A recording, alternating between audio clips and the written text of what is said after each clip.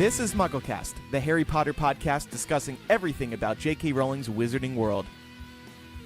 This week's episode is brought to you by Casper Mattress, an obsessively engineered mattress at a shockingly fair price. Try Casper for 100 nights risk-free in your own home.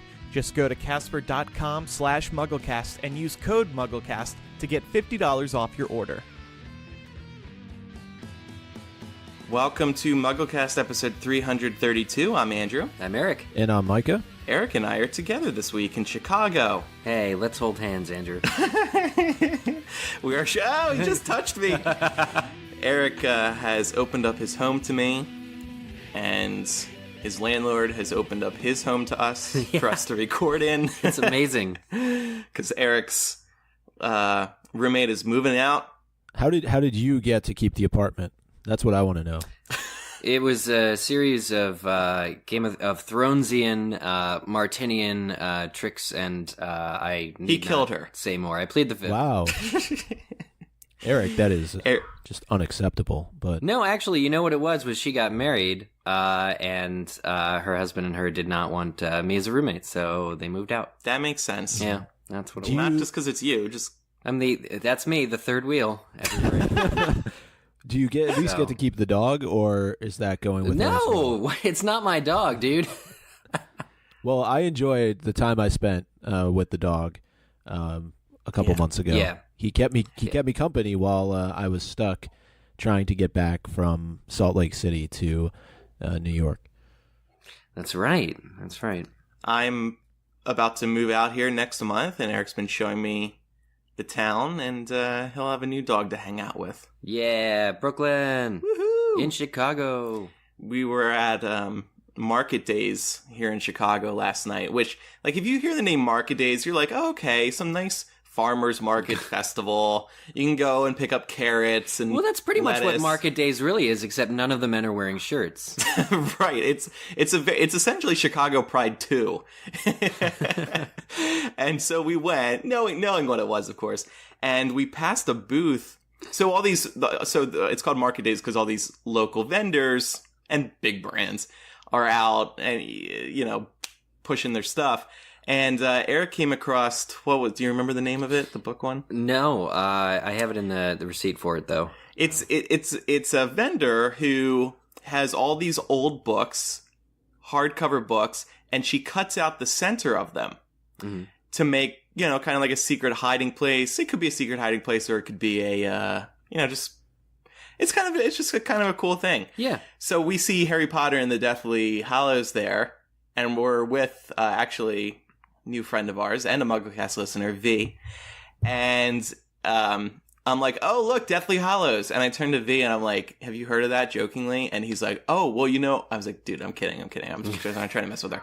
But then Eric spots Goblet of Fire. Yeah. Yeah, and apparently this woman was very pleased. She said Harry Potter was doing very well at this festival. These were the last two copies of... She didn't say if she had brought all 7 Harry Potter books, but her trade is she hollows out books, creates a nice little hiding spot, and, she said that Harry Potter had done particularly well that day. So wait, so she is responsible for defacing multiple copies of... I had that same issue at first. Well, here's the craziest part. This is what cracks me up. So Eric buys Goblet of Fire, and then we turn to Eric and we're like, so how much was that?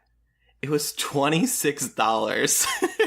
So Eric paid $26 for a defaced copy of Goblet of Fire. You know, the funniest part is we were talking about it this morning about going to talk about it on this show, and I thought, well, I could justify the purchase because if it's $26 for, a hollowed out Goblet of Fire, but it would fit right in on my bookshelf, and so I could covertly put like my U.S. passport, my social security card, my birth certificate, but and it would just fit on my bookshelf with all my other Potter books. Nobody would think twice.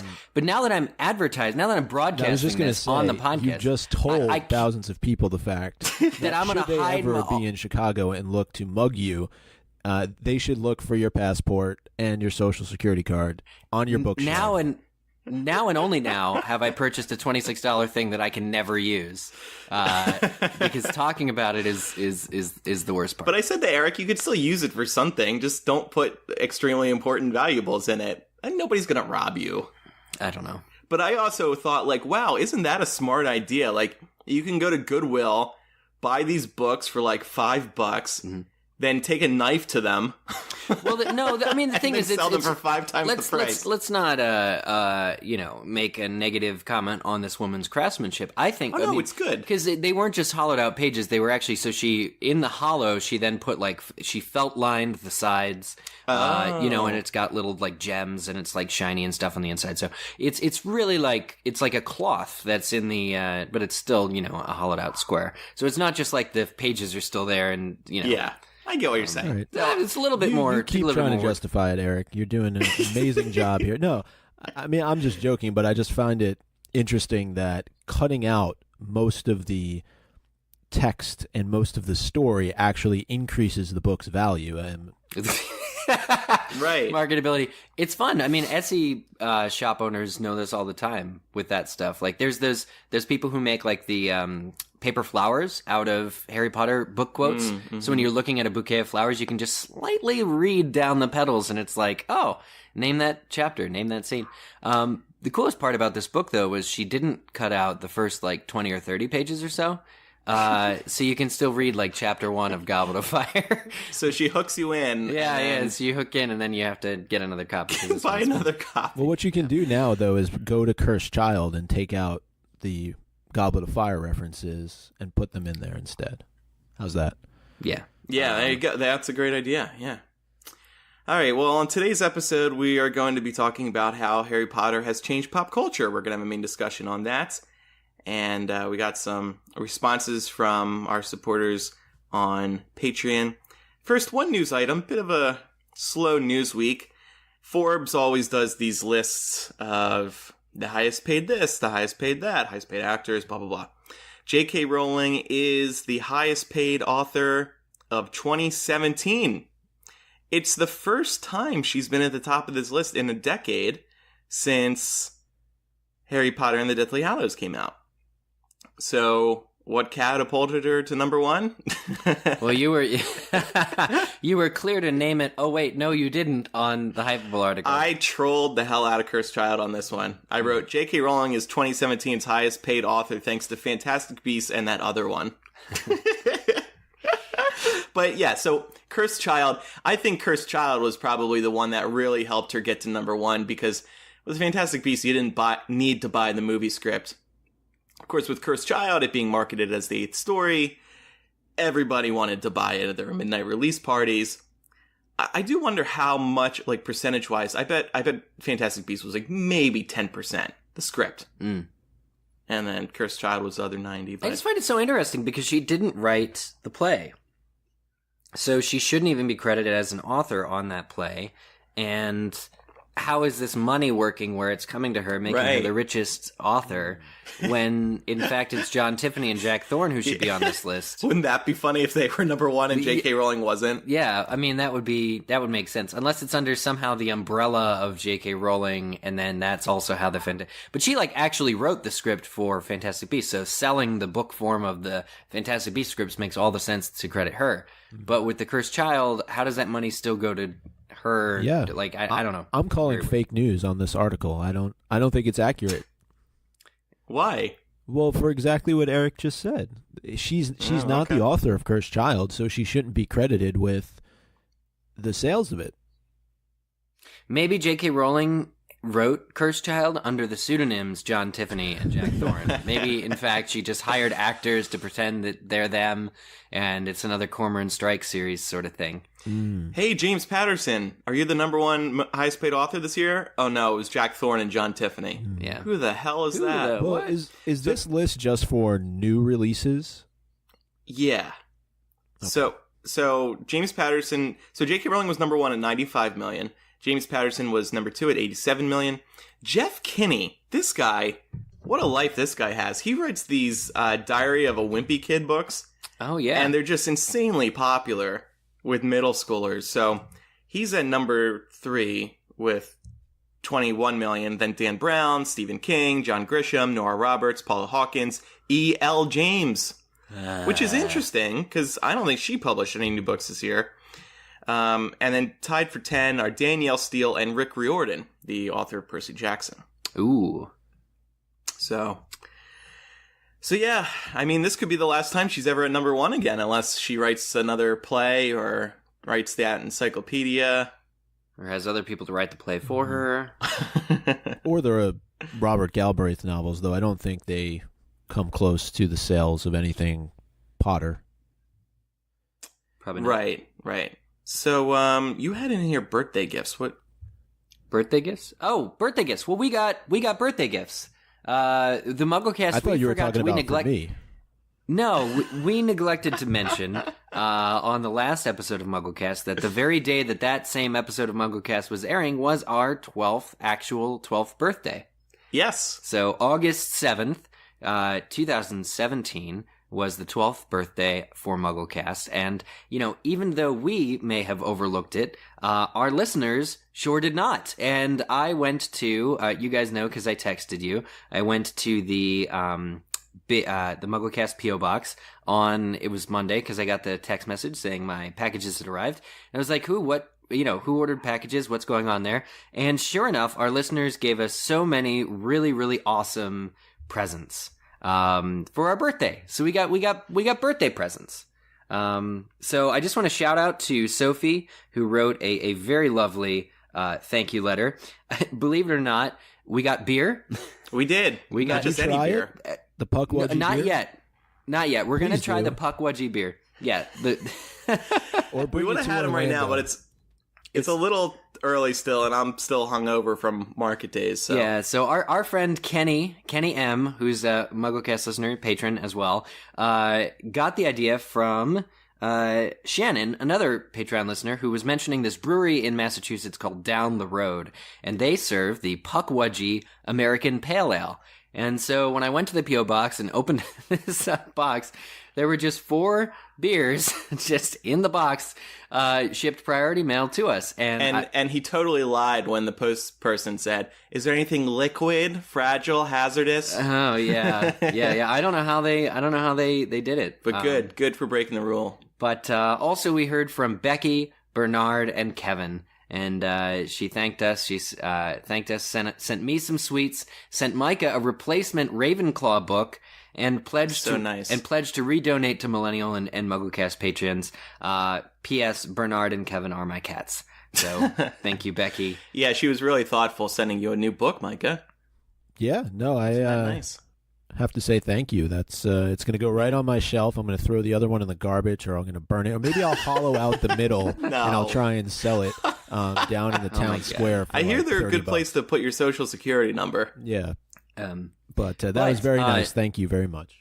Yes, and we want to thank all of our listeners who thought of us around this time, birthday, very, very special. And our final shout out has to go to Charisse, who we had on last week's episode, actually. According to her, she says, "Congrats on podcasting for 12 years.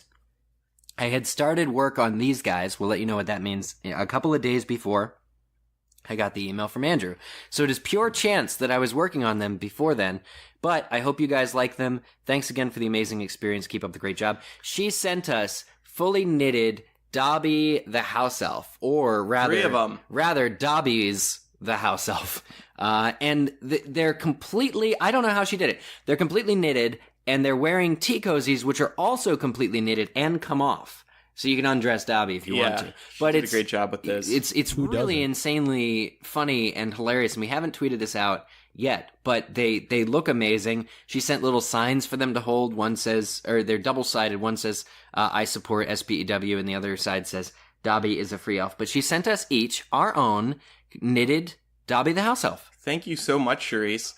By the way, what cracks me up is Eric always opens the gifts from the P.O. Box at the UPS store, which, he always sends us pictures of the stuff and we see the UPS store in the background. Yeah. And I'm just thinking, why do you do that? Are you, trying to show off for the employees? Well, the employees there know me. It's super funny. They know, one of them is also a very Harry Potter fan, and so she's really interested when I get a package what's in it. But no, there's a very cool, little shelf thing that I can just open the package there. And you know this about me, I have no chill. I can't take a box half a mile to my home. Yeah. All right. Well, I think you're trying to impress her, though, honestly, Eric. I think that's what it is. I think so too, Micah. I think he's trying to show off a little bit. That's okay. That's cool. Thank you, everybody. We really do appreciate it. It's awesome to continue doing MuggleCast 12 years down the line now. It's hard to believe it's been that long. And my birthday's only in a few days, so if you feel like sending more stuff, please do. You're also turning 12, right? Yeah, that's right. I'm just joking. I'm just joking. No need to send it. Oh, your birthday's not in a couple days? No, it is. But when I said about sending stuff, nobody needs to do that. Okay. On today's episode, we are going to be talking about pop culture, how Harry Potter has influenced pop culture and the internet. We have some interesting things to talk about there. But first, we have to take a moment to tell you about this week's sponsor, Casper Mattresses. They are an obsessively engineered mattress company at a shockingly fair price.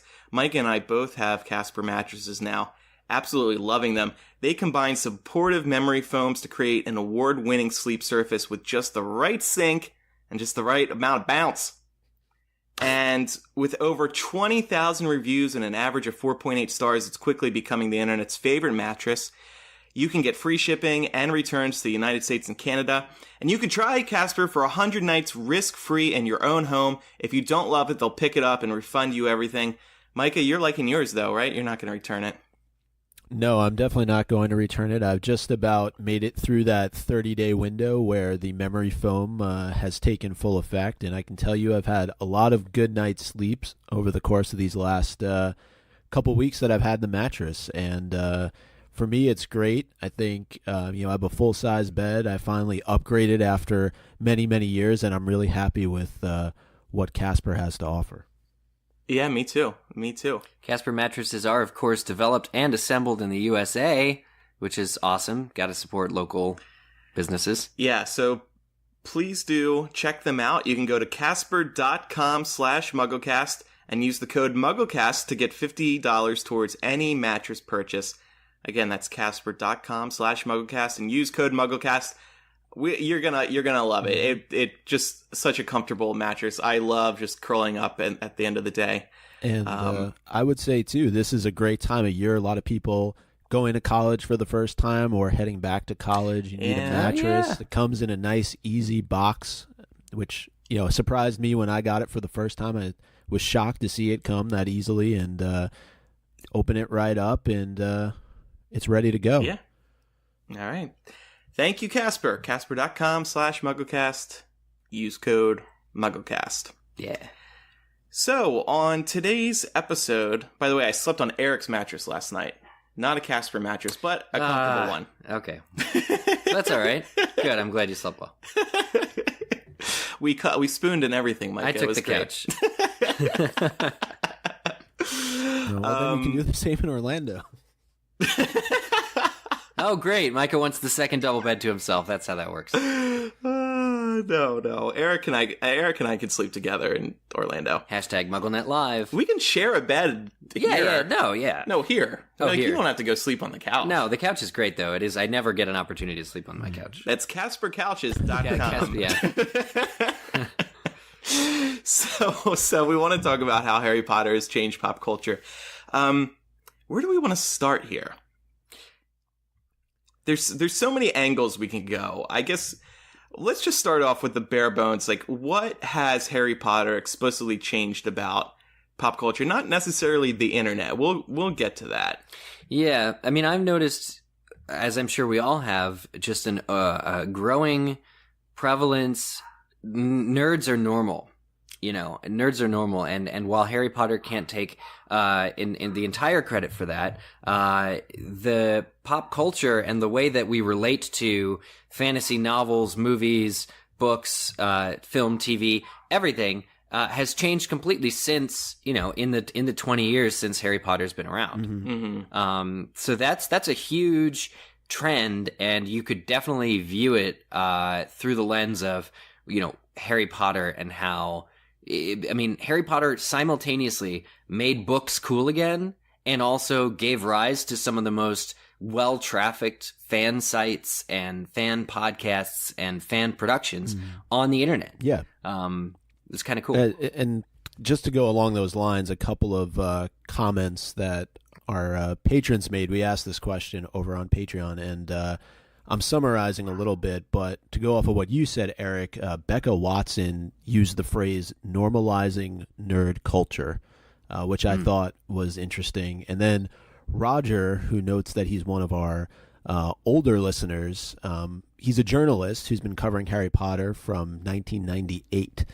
And two things stand out to him.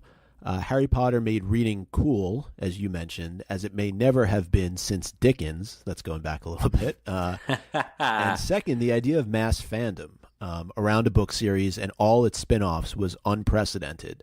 He has two kids, 26 and 22, who have aged out of Potter, but he still follows it keenly and was surprised every week that MuggleCasters find something fresh and insightful to talk about. Oh, well, thanks.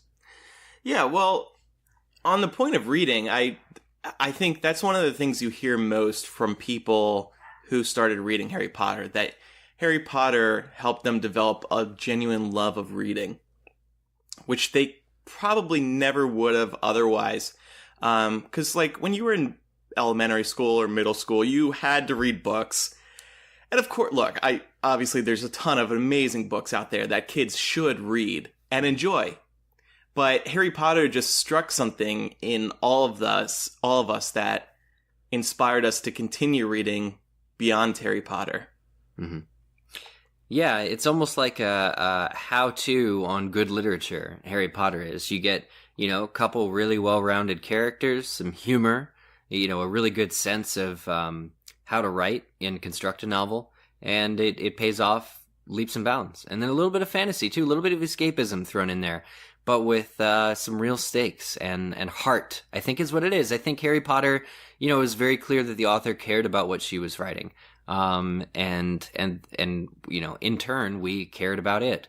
And that was a really good way for pop culture, internet, to start off the internet age, was with a book series that is so well loved. Mm-hmm. Yeah.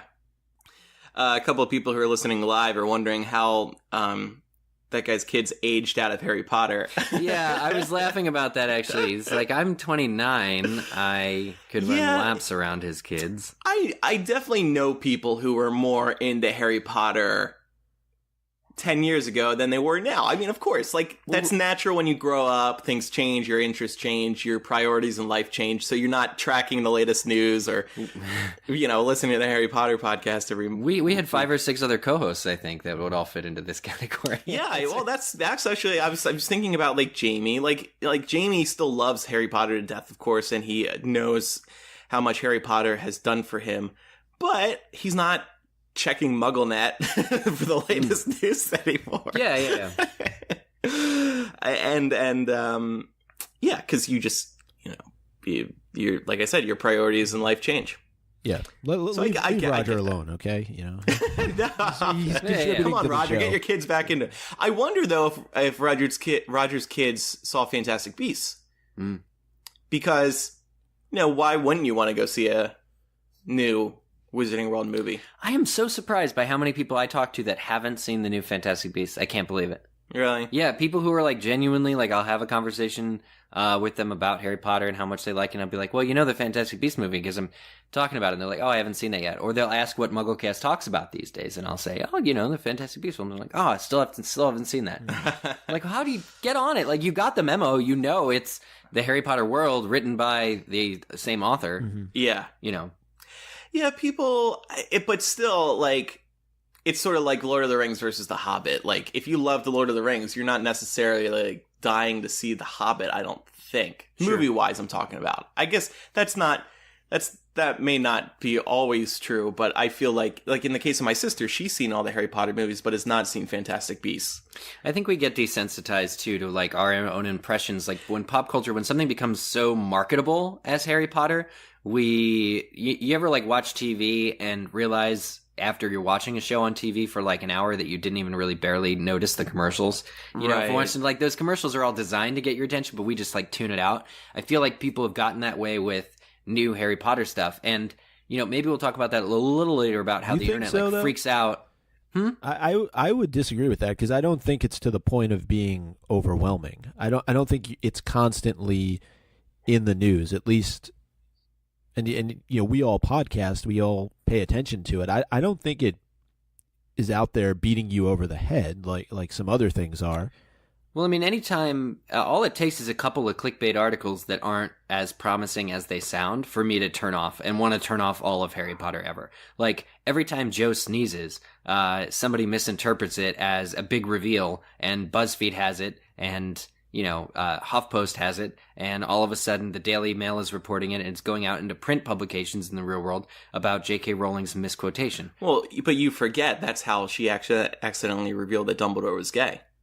She sneezed that reveal. No, she flat out give her some credit. Dumbledore's gay. Give her some credit. She was for the first thing she asked was, "How old are you?" to that kid. I'm kidding. Yeah, but I just think it's pretty it's sensationalized. Like, the popularity of Harry Potter, it might be difficult for some people to grasp how extensive, like, how something could actually exist and be as relevant and awesome as it was 25 years ago. So maybe that also gives people like an aversion, and they try and turn off. But in addition to that, Harry Potter, like, how it changes and how we're continually interacting with it I guess it is an endurance trial, like, for some of us. Cody also said he said he honestly thinks that Potter helped make our generation very liberal. They did a study on that, didn't they? Yeah, I was just going to say, I don't have the data in front of me, but there have been studies showing that people who have read Harry Potter understand compassion. And compassion. And dictatorship. There was legitimately a study. One of the universities did a study that said Harry Potter readers specifically, like, understand the dangers of dictators and are less likely to vote Trump. Really? Yeah, that really came out before the election. Yeah, I mean, if you think about, like, that, one of my favorite pieces, I guess you can call it art, is that statue in the Ministry of Magic, where you see the statue that says "Magic is might," I believe it was. Yeah. And somebody's standing on top of it, and all the muggles are suppressed underneath the stone, and that just really spoke to me. That's at the Harry Potter studio tour, by the way.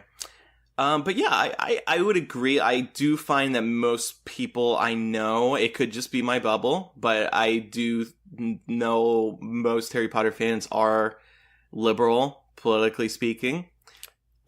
We do have a friend, Kevin, who is a Republican and still loves Harry Potter. That guy's an anomaly in general. This was Time Magazine, by the way. Time Magazine on July 20th, 2016. Headline: Harry Potter readers more likely to dislike Donald Trump study. The study, which will be published in the Political Science and Politics journal called PS, was a University of Pennsylvania. Hey, shout out to Pennsylvania.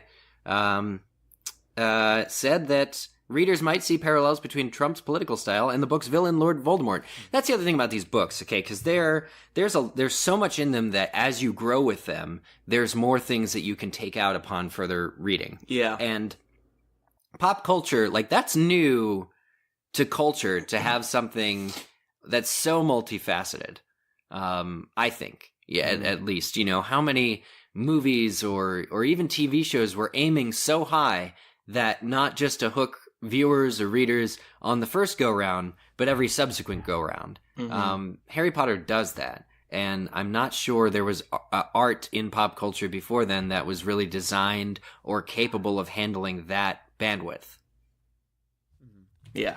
Yeah, and I would just say liberal, too, could be interpreted as accepting. I think generally the fan community as a whole is extremely accepting of all kinds of people, and I think that is pretty commonplace when you're bringing together people around a common cause, regardless of what their backgrounds may be. And I think the Potter community as a whole has sort of been a beacon for that.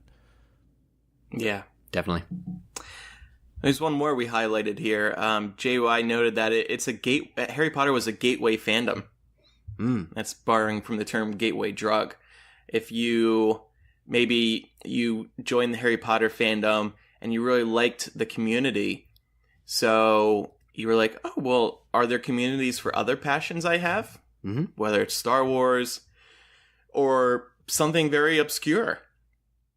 You can really find on the internet, and I guess this will transition into the internet side of this discussion, the internet, you can find a fandom, a community for anything, especially on Tumblr. Insert fandom here. Mm-hmm. Yeah, and fandoms existed prior to, even online, but I think, which we'll get into, Potter really caught the wave of the internet unlike any other fandom before it. And before we kind of move on, I wanted to pull up this episode. I finally found it, episode 162, because we were just talking about politics, and we spent an entire episode drawing several comparisons between the politics of the real world and the wizarding world. And we talked about everything from racism to ethnic cleansing to Nazism to corruption and biased media and educational reform. So if people want to take a look back, maybe I'll even go listen to that episode again. It's probably pretty timely given everything going on in today's society. That was episode 162. That's almost exactly half our podcast ago. I think 166 would have been half our podcast ago. So that's crazy. So, like Micah said, Micah, I like that term you used. Harry Potter rode the wave of the internet. The internet was coming up at the same time that Harry Potter was. Fandoms like Star Wars were around before the internet, so they weren't growing simultaneously. Harry Potter really helped develop the idea of a fan site, which we're going to talk a lot more about a little later. But so since the internet and Harry Potter were coming up at the same time, it's a little hard to say how Harry Potter exactly impacted the internet. Right. But it is fair to say that the internet has directly impacted Harry Potter. We all know each other thanks to the internet. A lot of people, MuggleCast exists thanks to the internet. All the websites do.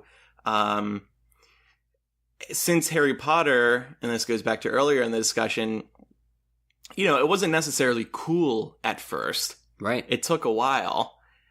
In order to find fellow Harry Potter fans, you had to look on the internet. And for a lot of us, like I'm 28 right now, when I first started looking on the internet for Harry Potter stuff, I was finding fan sites like MuggleNet, and I think there's one called like Harry Potter Fan Zone. Yeah.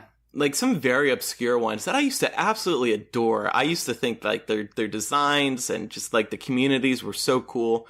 I made my own Harry Potter fan site before I got involved with MuggleNet. The first one was called Harry Potter's House. And then I forgot to renew the domain. Oh. So I had to change the name. Oh. And what'd you change it to? Potter Profile. The Potter Profile. Oh, okay. That sounds cool, though, PPP. actually. Yeah, it was more adult. I was growing up. I was like 15, so I was like, okay, it's time to mature. Oh gosh. But so people use the internet to meet each other, and that's how we all met. Every single co-host of MuggleCast. One of each other, yeah. Because this podcast would not exist, could not have existed. Every host was in a different state. Like no two hosts were in, or country. Yeah, exactly. I would say that's another huge piece of it too. Is the internet allowing an international community of people to come together? I think, unlike previous fandoms that may have existed, not to say that opportunity wasn't there, but you had a lot of people who were growing up too. I think that's a huge part of it, is that all of us were growing up with the internet and learning at the same time. So all of this was new and was different. I mean, I noted here that to kind of set the stage, when we first started this podcast 12 years ago, Facebook was just a year old.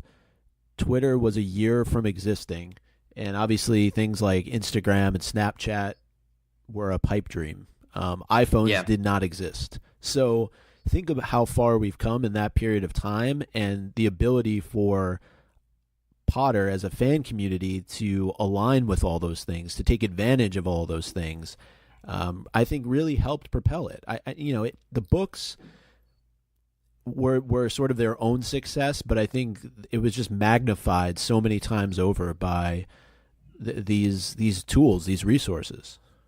Yeah, I mean, even looking back at MuggleCast history, and this has to be what tracks the most, like one of the most fun things I can imagine somebody now getting out of early MuggleCast is our announcements for each of those pieces of technology, or as they slowly get mentioned. Who's the first person to mention an iPhone on an episode of? I mean, sure, it's Andrew. Probably me. It's probably Andrew, yeah. or Kevin, right? Where he's like, in the future, there will be phones. I saw the leaked plans. But anyway, like, it's a time, what's the word where you put it in the ground? Time capsule? Capsule, thank you.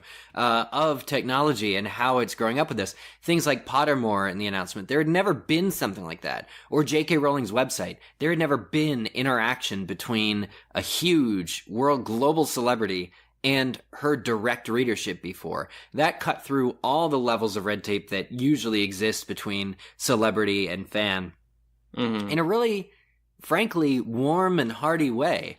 And looking at our own podcast history too, all the little bits of technology that existed, we had at one point. There were fan listings and forums that were like old phpBB forums. The podcast itself, I don't know if we all had MySpace accounts, right? Did you have any Zangas? I mean, I had a MySpace. Growing up, like, that was part of what you did and part of your identity. And there's people who roleplay Harry Potter on MySpace or chat rooms or any other. There's Flash animation. Do you guys remember, like, the 5thdistrict.com was like, they had that badger, mushroom. I'd never heard of that. Oh, well, somebody did a Harry Potter version, which was Potter Weasley.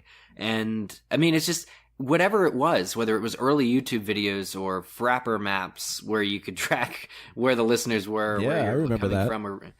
Oh yeah, we were like, follow us on FRAPR. That was cool. That's probably still a thing. We got to look up and see if we still have a FRAPR map. I'm looking. There's probably 6.5 billion people who like said that with an R or no E. No E. Yeah, oh. FRAPPR. Think about that was a huge internet thing back then. how we record this show.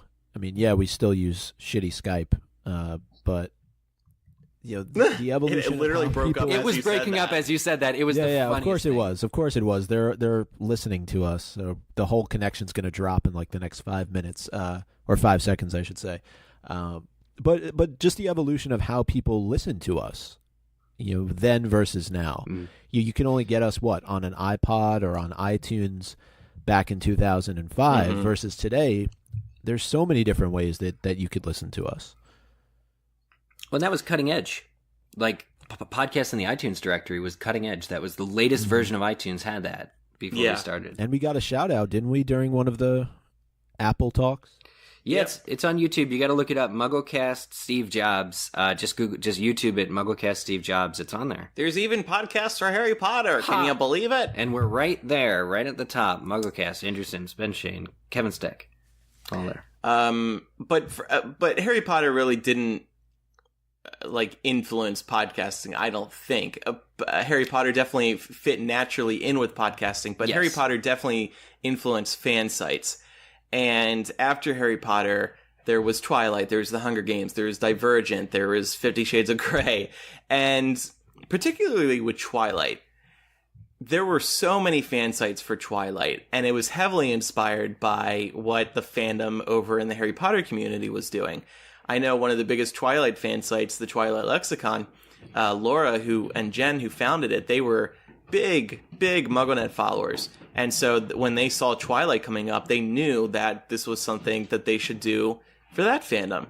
And so looking at the lasting legacy of Harry Potter online, definitely fan sites, forums, fan fiction communities, like all of this, Harry Potter was just so deep that you could create fan sites and whatnot and have them be very successsul. It provided a template. People are going to mention Lord of the Rings. People are going to mention Star Wars. You brought them up before, Andrew. But I think the key with Potter was that the story was still being told, right? The movies were being created, but to me, it was really rallying around the books and the story. And the fact that you could spend all this time online looking around, discussing with people, theorizing what was going to happen next. I don't think that existed in the same way for Lord of the Rings or Star Wars because it had already been written. It was already final. You already knew what was going to happen. And in this case, you didn't. Right, it's it being a mystery, and I think, but what I think you mean is like there wasn't an internet when Star Wars was still coming out, so there was not this global community able to get to. I mean, maybe they did it through magazines. The early Star Trek and Star Wars fans had magazine publications and fan publications, but in terms of the web, I mean, Harry Potter was the first presence on the web that was the first massive presence on the web. It set a template for how you do fan stuff on the web, and there's plenty of other examples of it influencing the publishing industry. Like you said, all those other books that got greenlit afterwards may have never been, had it not been for the success of Harry Potter, and yeah, it's true, as well as the rights holders themselves. I mean, Warner Brothers sued the early Fansite webmasters. Cease and desist letters were sent to 12 and 13-year-olds in 1999, telling them that they were violating copyright by having a Harry Potter fan site. And it was a huge learning curve. Those rules, those laws hadn't been written yet, to protect and to understand what fair use was. All of this stuff exists now, largely because of people interacting with new media in new ways, including Harry Potter, at the dawn of the internet. And I know Melissa from the Leaky Cauldron likes to bring this up. The Harry Potter fan sites, particularly Leaky and MuggleNet, were the first ones to actually get set visits to visit the movie sets, and that was just kind of unheard of back then as well. And I know one of our listeners emailed in, Sophia, about the creators and the consumers starting to work together more. This is a perfect example of that. Like, the studios, after suing, finally realized that they can actually be helpful. And now, there hasn't been a new Harry Potter, quote unquote, in a few years. Like, Divergent kind of was, Twilight kind of was, and I just mean there's an online community with fan sites and stuff. And these studios today work with these fan sites now because they know hardcore communities are in there. Your name is in the Hunger Games, isn't it?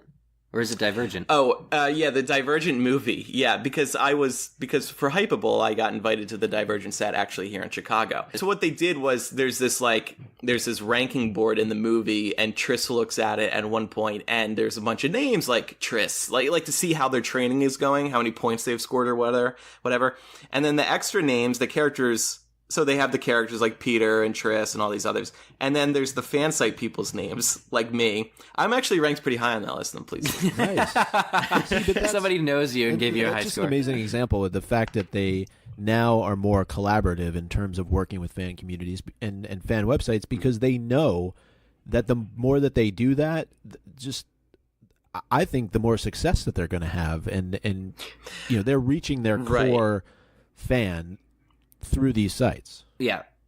And it was proven. It was proven that websites don't hinder, but rather help Harry Potter fans. The 3 years between books, the 2 or 3 years between books, the fandom, I mean, I know Harry Potter is great and all, but it really could have died if you didn't have those people or these resources where you could constantly talk about it and think about it and do more. I think that we directly contributed to keeping the fire stoked for Harry Potter, each book and each movie. And I think right now you see this happening with Game of Thrones because you don't know what's coming on the TV show. So there's all this theorizing out there that you haven't seen in a while. And I say Game of Thrones, obviously there's theorizing for lots of TV shows, but Game of Thrones, it's so popular. It is Harry Potter level for television. That's just... It could be argued to be one of the most popular television shows in history, and to me the biggest thing that's facing them is the fact that George R.R. Martin has yet to release the 6th book, never mind the 7th and final one. They have a lot of challenges in my mind that they're facing with these last 2 seasons, this year and next year, but that's for another time. But and you mentioned earlier though the set visits. How about the fact that both Emerson and Melissa were invited to go to J.K. Rowling's home and interview her. Not long after Half-Blood Prince was released. So I'm still so shocked. Bringing I mean that. Think about that. That doesn't happen if those websites don't exist, and then obviously those websites don't exist without the internet. So you just think about going back to the point that was made about being able to have those direct lines of communication, or maybe they're somewhat indirect in a way, but it's the same kind of thing with Jo and her website very early on, and now social media, being able to connect directly with her, with those that were in the films. The community has become so much closer because of the internet and because of social media. Yeah. And by working closely with the fan sites, like, you will get interviews like that one, Emerson and Melissa talking to J.K. Rowling. That's something that you wouldn't get with, a Katie Couric on the Today Show or Lester Holt on the nightly news. You get a genuine interview with genuinely interesting questions that the real fans actually want asked. Absolutely. And that's why I would love to have J.K. Rowling on MuggleCast. So come on over, girl. Yeah. And we'll ask her the hard questions, like, is Lavender Brown alive or dead? We would I am so confident when I say this. We would have the best interview with J.K. Rowling ever. I think so, I'm too. not joking. It would be fantastic. We would ask the best questions that that people have always wanted answered. It would just be the greatest thing. And I bet that's why she doesn't do it, because she knows it would be so good that she would just be exposed. Like, it'd be the Battle of Hogwarts. Like, it would all end there. There'd be no more questions left. That is the boldest statement I think has ever been made on MuggleCast. Yeah, I mean, look, I want to know once and for all, what is the name of Aberforth's goat? I think we need to put it to rest. Which one? There's more than one. Hey, look, they have a shorter lifespan than Aberforth. There's one, and then there's the rest. I mean, come on. But no, but I think those are the types of interviews that an author like J.K. Rowling and the cast and the crew, they want to do them, because Ivana mentioned it when she was on the show a couple weeks ago. It just feels more natural. It feels like you're having a conversation as opposed to getting the same damn questions thrown at you over and over and over again. It's it's a conversation you're having with people who enjoy what you've done just as much as you do. With all this said about fan sites for how beneficial they've been for the communities, I actually do think that fan sites, as we know them, are on their way out, and that's all thanks to social media. Back in the day, you had to go to MuggleNet to get the latest Harry Potter news.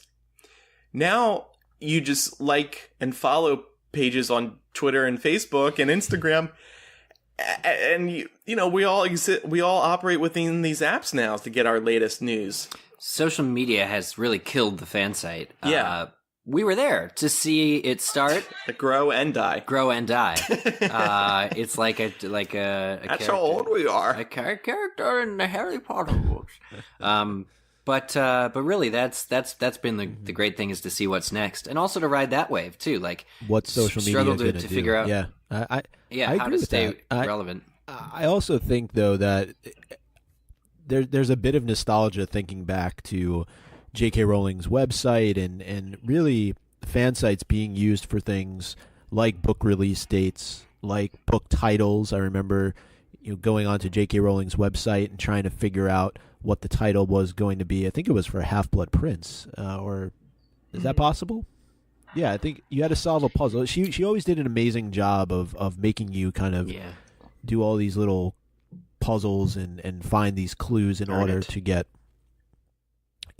titles and things like that. But I think about trailers. Trailers were exclusively released on fan sites. That's initially, certain ones. Not exclusively. They were initially put out, right? I mean, much like giving it to a media outlet, they gave it to a fan site. There was that one where they gave everyone a letter or something of whether it was the Fantastic Beasts film, but like 12 fan sites participated in this. Hypable had one, MuggleNet had one. It was a piece of a puzzle that only when viewed together. It was like one of the Cormoran Strike books titles or something like that. I mean, they gave You those... talking about Pottermore? I think you're talking about Pottermore. No, you know what I'm talking about. I actually just remembered the Kazu Kibuishi book covers were released exclusively at certain fan events or key websites. Key websites had the ability to reveal what the book covers were. I mean, something But small as a Pottermore book cover too, though, redesign, Andrew. but- To your point, Pottermore was a collaboration of fan sites being given bits of information, and you had to, go to all of them to figure out exactly what it was. And Pottermore, when they were launching, they worked closely with the fan sites to give them previews before they announced it. Like, I got a preview, and I had to sign an NDA, so I wouldn't say anything about it before it was actually released. And by having the fan sites on their side, then they're just creating a more positive message out there for the fans, especially because the studios are inviting you to the set visits, to the junkets, to please you, so you're going to write positively about what they're doing. It is manipulation, but at the same time, you get to you can do a good job reporting stuff that a typical website, say like comingsoon.net or one of these others, where it isn't genuine fans, they're not writing something as thoughtful, as passionate as you are from the set or from an interview. And same thing goes for coming up with questions. Right. So one thing we wanted to ask ourselves is all this talk of fan sites, and they are kind of failing. But let's say is this the fun segment time? This is the hypothetical question. Hypothetical question game. If you were to make a fan site about something today in the year 2017, what would it be? And the rule is it would be the only site out there for what you're creating it for. So let's say it's the only Harry Potter fan site. And it wouldn't be popular, because as we were just saying, fan sites are kind of dead right now. Oh, no, it would be popular. What did we say? Yeah. Like, okay. If you could create today the most massively successful fan site for a topic, what would it be, right? Yeah. Well, okay. Well, yeah. I mean, I'll say mine would be Bruce Springsteen fan site. But I would also do it if it wasn't going to be popular, because like, if you're really passionate Welcome about to Bruce's something, house. You got to get that domain. No, bruceshouse.com. No, I would still want to do it because I'm passionate about it. Like, when Emerson started MuggleNet, he didn't do it because he thought it'd be super popular. He just did it because he was passionate about it. It's amazing to analyze what made MuggleNet too. Like, I think it was just the name, right? Just like a catchy kind of... It's a great name. It's net.com. Some people, that confuses people. Oh, yeah. Still... Nobody to this day capitalizes the N except for everyone who's ever contributed to it. Not even Emerson does on his own website. Not even Emerson. Can't believe we it. discovered that the other day. Well, and people would usually call it muggle.net. Yeah. I would get emails referring to us as muggle.net. I'd be like, no, excuse me, it's mugglenet.com. That was me. But Bruce Springsteen, are there not Bruce Springsteen? There are. Well, what are they called? What do they tell us? Well, there's one called backstreets.com. That's the big one. And they still have a phpBB forum. What? And I still visit it daily. You guys, listeners, he's going on it right now. Welcome back, Andrew. You have been... The headline is The Promised Land. Yeah, it's and he goes to the Backstreets forums, and he's on the Promised Land. phpBB is the system that all forums have been built in. MuggleNet's forum, COS forums, was built on phpBB. The MuggleCast fan forums were on there. And I mean, forums, speaking of fan sites dying, forums are another thing that's died because people just talk on social media now. But there are still some forums that are alive. Isn't Reddit just like a big different way of... Yeah. I know the Britney Spears site, Breathe Heavy, they have a very popular forum too. Her website might be more popular Exhale, than she it's is called. right now. Exhale. Okay. Yeah. Breathe Heavy, Exhale. Anyway, so yeah, mine would be Bruce Springsteen. What would be yours, Eric? Gosh, I need a moment. I can't. I know I had hours to think about this when we planned this, but do you know what yours might be, Micah? Whatever the next big thing is. You just want to make money. No. Money off the thing, the next big... Yeah. Maybe there would have been a time where I would have said Game of Thrones, but I feel like that's already well established, and there's a lot of great sites out there now.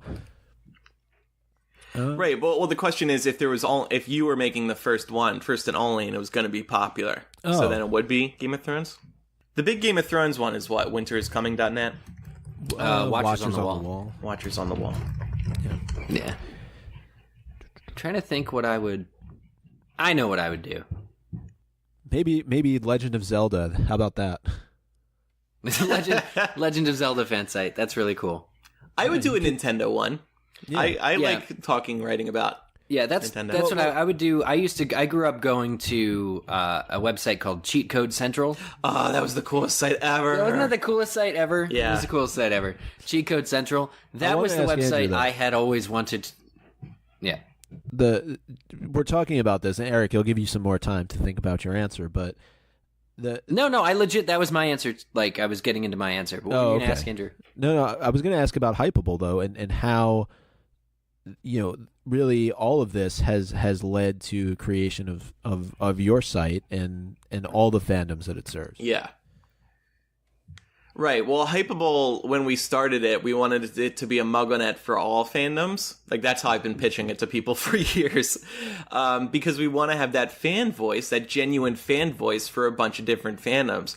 In the early days, we were trying to cover every little thing about every fandom that we were covering.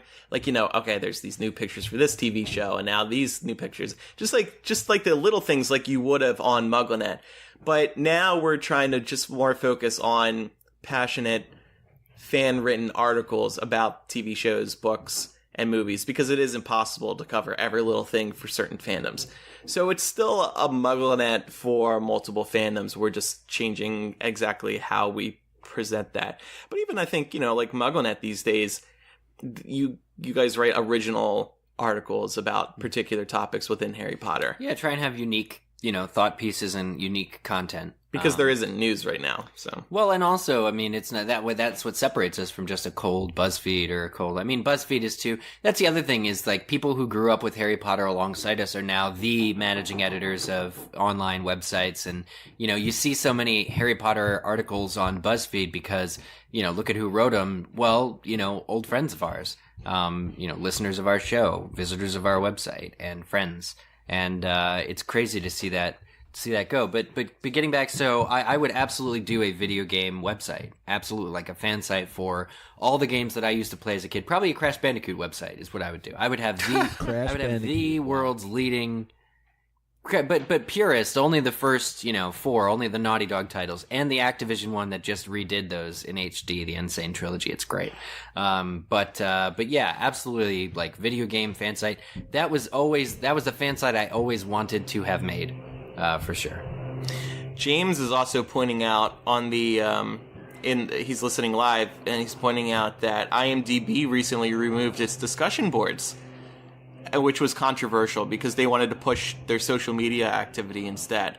I remember when they did that a month or two ago, basically forums. That was surprising because those IMDb discussion boards were big, but all I ever saw on there was people trashing each other. Yeah, they weren't very they weren't always that great, but people liked. I don't know. I thought I popped in from time to time. I like the opportunity because it was like if you go to a movie that you just saw as discussion board, it's like this is the definitive on IMDb. It's like this is the definitive conversation people are having about this movie. Yeah. Of course, it wasn't by far at all because the people you get on there are just your casuals with nothing better to do.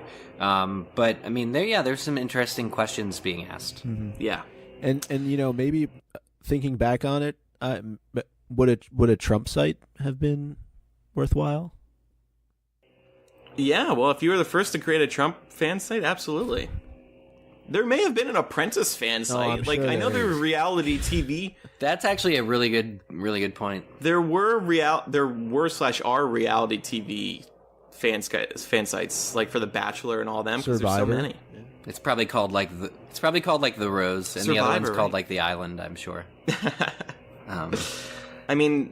Just to start wrapping up, Harry Potter, I think, has definitely had a profound influence. So we're gonna see it continue to have an influence as Fantastic Beasts continues. Pottermore could potentially be like a defining moment for these major brands. Like, there's an official Star Wars website, but they don't have like a resource like Pottermore right now. Certainly not something as interactive as Pottermore Actually, is. StarWars.com is really, really good about that, releasing exclusives. They do break news on there. But I mean, like, I don't know. Like, I guess it's a false equivalency. But where are their, like, Hogwarts house sorting quizzes and stuff like well, that? Well, I mean, those directors, too, are running rampant on social, like, Instagramming. That's been the new cool thing, is for film writers, directors, and showrunners to directly post to social photos of their lead actors, on set, in the Millennium Falcon cockpit, this, that, the other thing. It's all changing, and I think people will be watching what J.K. Rowling is doing and how J.K. Rowling is doing this, because she's led the way in the past for these changes to occur. So I think we should just do what we would have done anyway and keep an eye and see where this grows from here. I mean, 20 years and no signs of stopping. All right, well, I think that concludes our main discussion. Feel free to email in, mugglecast@gmail.com, or use mugglecast.com. You can also tweet us or Facebook us, twitter.com/mugglecast, facebook.com/mugglecast. We're, no matter how you contact us, we're reading all of them. We also do have that voicemail line. We'll get back to playing some of those in the weeks ahead. And by the way, if you have a main discussion idea for us, if there's something you'd like us to talk about, let us know. We'd be happy to take your suggestion into consideration. Our voicemail number is 920-3-MUGGLE. That's a US number, so if you're overseas, put a 1 in front of it. 1-920-368-4453. Andrew, it's so fun having you here in Chicago. And just reminded me of something. What? Eric told me last night what my housewarming gift is once I move here. Oh, God. We should absolutely talk about this. Eric told me last night that to welcome me to Chicago, he's going to give me a key to the P.O. box. I was like, that's very thoughtful, and that's actually very sweet, but I know you love checking the P.O. box. I don't want to take that away from you. So I'll maybe have the key, I'll put it on my dresser or something, but I won't access it. You can still go to it yourself. It won't actually be the key, I'll just make you think it is. It's a symbolic gesture. Yeah, fake key. Welcome to Chicago. But yeah, actually, speaking of the P.O. box, if you are feeling so regretful that you didn't send us a birthday thing, you don't need to. Oh, save stop, your money. Eric, that's so guilt-trippy. Save your money. I'm just telling people to save their money. But our P.O. box, which we announce spottily, is 4044 North Lincoln Avenue, number 144, Chicago, IL 60618. You can address it to either MuggleCast or me, Eric Skull, and we will get it. But I don't know about sending more beer, but we'll let you know. Please we'll let do. You know how the what do you mean? You don't know. Ale tastes. Yeah. Well, the other thing is, it's nice to see Andrew here, but Micah, I'm going to see you. We're all going to see each other in less than 3 weeks at MuggleNet Live, which is the MuggleNet Live 2017, 19 years later, on September 1st in Orlando, Florida. We're going to take the train from King's Cross Station inside the Universal Theme Park and just really have a blast all night in Diagon Alley with unlimited butterbeer, a feast of food, and riding the rides. We'll also be doing a podcast. We will be doing a podcast. Yes, at the end for everyone. Yeah, so the actors and cast and crew will be there. And that otherwise, it just sounds like you're saying website. Like we're going to the park to have a good time. Without well, okay, good. You're right, Micah. All. Selling point. We're going to be doing one of these podcasts there. But maybe one of the cast members there will join us. We'll get Sean Biggerstaff to teach us how to play Quidditch. Who knows? Yeah, sounds good. Yeah.